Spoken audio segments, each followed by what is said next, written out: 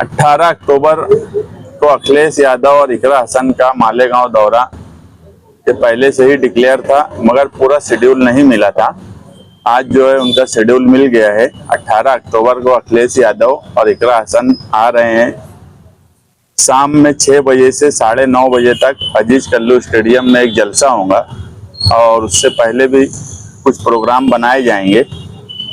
हम ये बात मानते हैं कि इंडिया अलायंस में समाजवादी पार्टी वाहिद पार्टी रही जिसने मोदी का रथ रोकने का काम यूपी में किया, और यही वजह है कि आज आप अगर देखेंगे तो बीजेपी, मोदी, अमित शाह, इनकी बॉडी लैंग्वेज बदल चुकी है।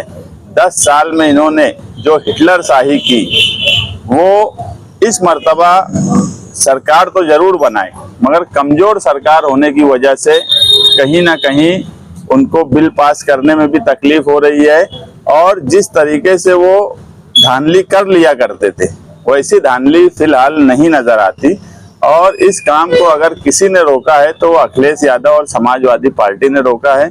इसलिए हम चाहते हैं कि वो मालेगांव शहर में पहली बार आ रहे हैं। महाराष्ट्र के दौरे पर जीत कर आने के बाद महाराष्ट्र में पहली बार सियासी दौरे पर आ रहे हैं, वो भी मालेगांव शहर में।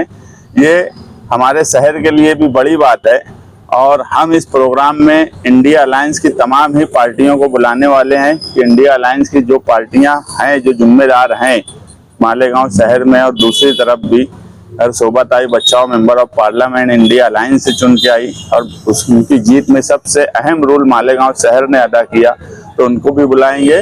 और उद्धव बाला साहेब ठाकरे, कांग्रेस, राष्ट्रवादी और भी जो दूसरी छोटी पार्टियां हैं, कम्युनिस्ट पार्टी, दूसरी भी पार्टियां, हम इस प्रोग्राम में सबको बुलाने वाले हैं।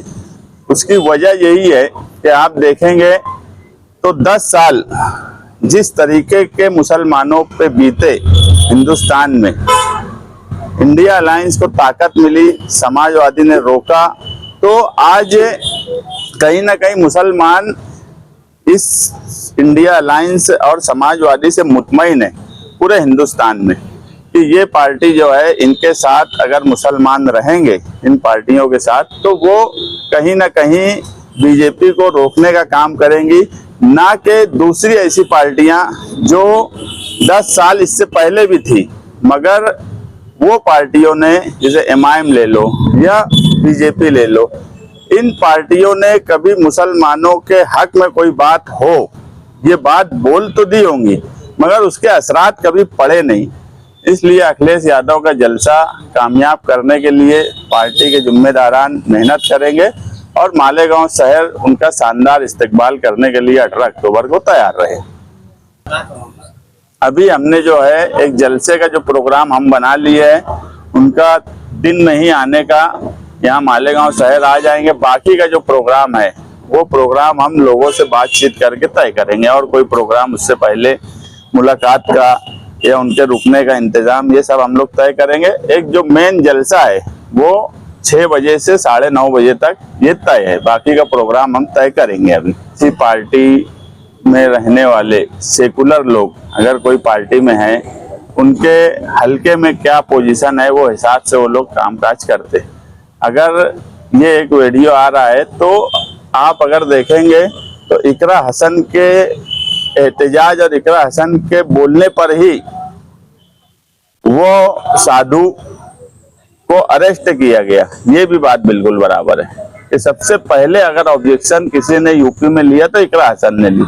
तो सियासी तौर पे उनको कामकाज करने के लिए कुछ चीजें अगर करना पड़ती है तो वो ठीक है, वो उनके हिसाब से। ये कि इकरा हसन जहाँ से चुनकर आई वो कॉन्स्टिट्यूएंसी में मेरे ख्याल से 20-22% अकलियत होगी, बाकी सब जो है मेजॉरिटी थी, और मेजॉरिटी ने अपना दिल बड़ा करके समाजवादी पार्टी से एक मुस्लिम नुमाइंदे को चुनकर दिया। तो ये है कि भाई नुमाइंदे के कोई मजहब नहीं होता, नुमाइंदा सेकुलर होता है।